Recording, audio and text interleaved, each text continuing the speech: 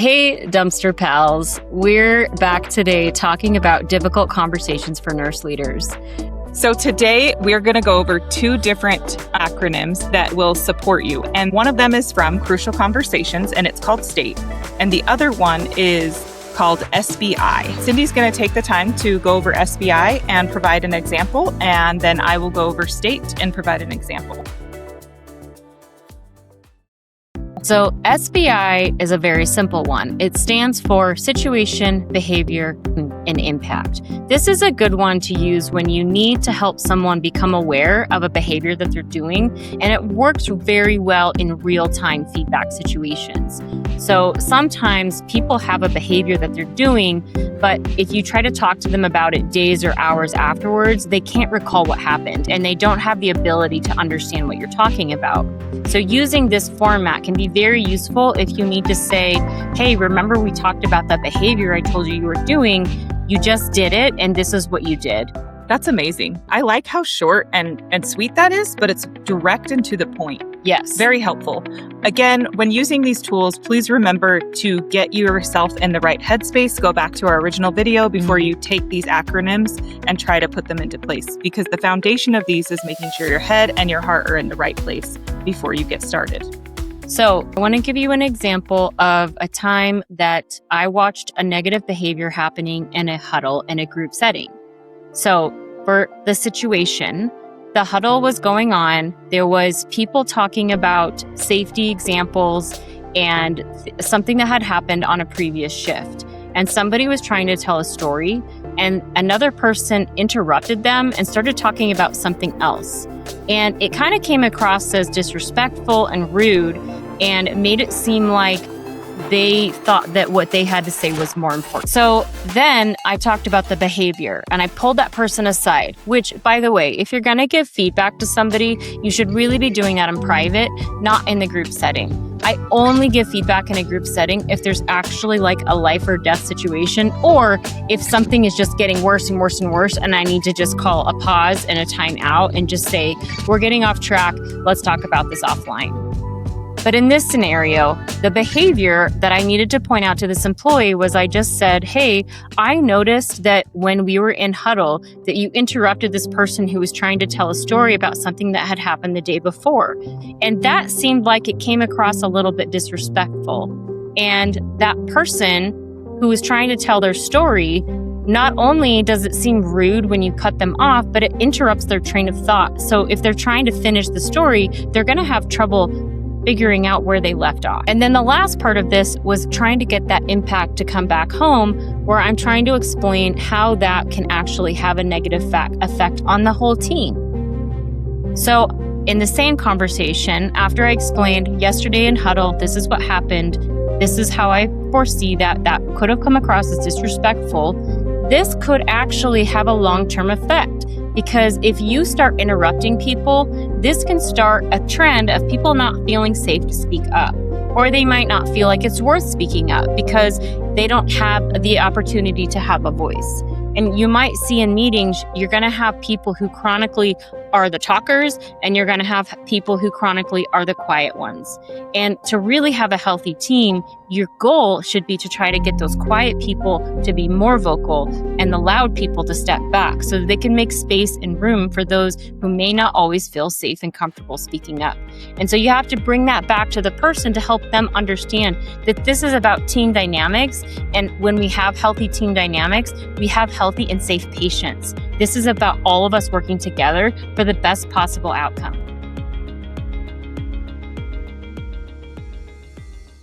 So the next concept is STATE. It comes from the book, Crucial Conversations. How the STATE skill set helps you have difficult conversations is it breaks it down into this basic acronym. The S stands for share your facts. Again, facts only, which means when we talked about getting your head and heart in the right place, you need to go through and filter and take the emotion out of it and find just the facts of what happened. So, for example, if you're talking to a staff member about being late and you don't want to start the conversation with "you're unreliable," you want to start it with, "In the last several weeks, I've noticed you've been consistently 10 to 20 minutes late every day. Something simple like that. That's the fact versus the feeling. In STATE, the next aspect is tell your story. Now, this is where you take the facts and the whole part and put it back together. Explain those facts and what they lead you to worry about. So again, you're combining those two things now, but you're taking it from a concern and from a place of empathy. The next aspect of STATE is ask. You want to ask for the facts. Asking for these facts helps you become more curious. You're now saying, help me understand how we got here. Help me understand why this lateness has become a problem. Is there something I'm missing? Do we need to employ our resources such as EAP? Because instead of jumping right to conclusions, we want to ensure that we're considering that there may be a reason behind what's happening. One of my favorite phrases to use in this scenario is, how can I support you in being more successful?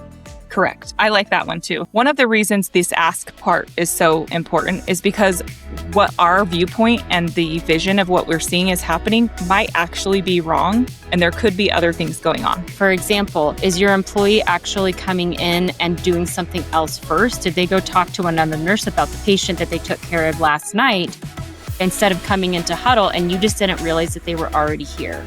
Exactly. So the next T is talk tentatively. In talk tentatively, you take the part of ask, and then you're digging a little deeper, and you're trying to determine if they would be willing to go down a path that would lead you both to success. So the first part is, I'm wondering if there's something contributing to this. Again, that's part of that ask, but also you're kind of digging a little bit deeper. When it comes to talk tentatively, I want you to take a moment to consider options here. This is not anything foundational yet, but you can say something like, would you consider getting on a contract with me to help us both be successful and ensure you're here on time? Or maybe you want to come up with a tracking system that you can both be held accountable to, and so that you both have clear conversation that's very transparent. Exactly. Now, for E, you want to encourage testing. Now, this is where you're really going to engage in a discussion or a collaboration. So when we're bringing up those ideas with talk tentatively, now we want to encourage the testing. What area is going to work the best? Is it that tracking system? Is it a contract? How can we find that mutual ground that ensures we're success for both of us and or clears up the air of the misunderstanding that might have been there in the first place? This basically takes the whole entire conversation from confrontation to successful collaboration. One of the things that I love to ask at this stage of the conversation using this method is there something that I am doing wrong that is contributing to this problem? Do you need me to show up differently for you to feel successful? Because I'm not always going to assume that I'm perfect. And so if there's something that I'm doing that is making that person feel, I don't know, like they're afraid to come talk to me, or they don't want to tell me that something's been going on in their life, and are they feeling like they can't communicate that, or they don't have access to me? So I like to open up that door as well and allow them to give me feedback at the same time. That's perfect. So this STATE model really does help you stay away from the emotions, state the facts, reduce defensiveness, show curiosity and kindness, and build trust while you're trying to address accountability in that last phase. And then ultimately, this is going to lead to you finding solutions together in that collaborative state. And then one other aspect of encouraged testing right at the end is the thing that Cindy really likes to do. It also opens up the door for you to then say, was I misunderstanding anything? Or I really apologize that my experience was that this is what was happening, when in fact you were scared and concerned that you were not doing a good job. Yeah. Or you can also wrap it up by saying something like, is there anything else that we need to talk to each other about while we're in this meeting? You have my attention already. Let me know if there's anything else we need to address right now. That really opens the floor for digging deep and finding out what is going on.